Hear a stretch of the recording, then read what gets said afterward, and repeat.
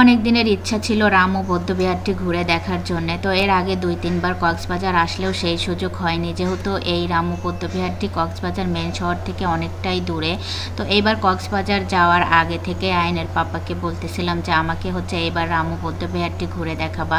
তো বলেছিল যে ঠিক আছে নিয়ে যাব। তো এটা যেহেতু কক্সবাজার মেন শহর থেকে অনেকটাই দূরে, তো একটা বাইক ভাড়া করে তারপর আমাদেরকে নিয়ে গিয়েছিল।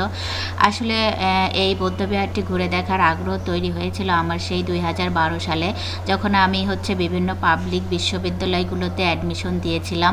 তখন 3 থেকে 4টা ভার্সিটিতে এই কোশ্চেনটা এসেছিল যে বৌদ্ধবিহারটি বাংলাদেশের কোথায় অবস্থিত।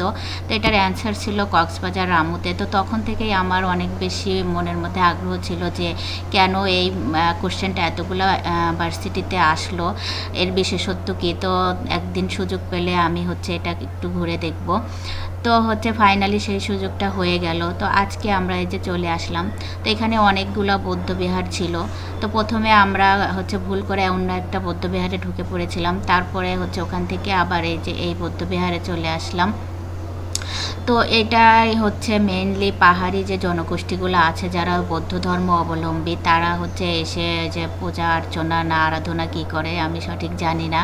তো ওদের পাশাপাশি কিন্তু বিভিন্ন বিদেশিরাও এখানে আসে, এসে যে আরাধনা করে, কি করে না করে ওদের নিয়মকানুন আমার সঠিক জানা নেই।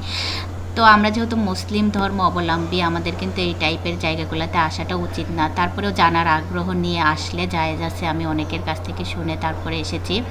তো অনেক দিনের ইচ্ছা ছিল, তো সেই ইচ্ছাটা পূরণ করলাম। তো এখানে এসে সব কিছু ঘুরে ঘুরে দেখলাম, জানলাম, ভালোই লেগেছে, খারাপ লাগেনি। তো সবাই ভালো থাকবেন, আল্লাহ হাফেজ।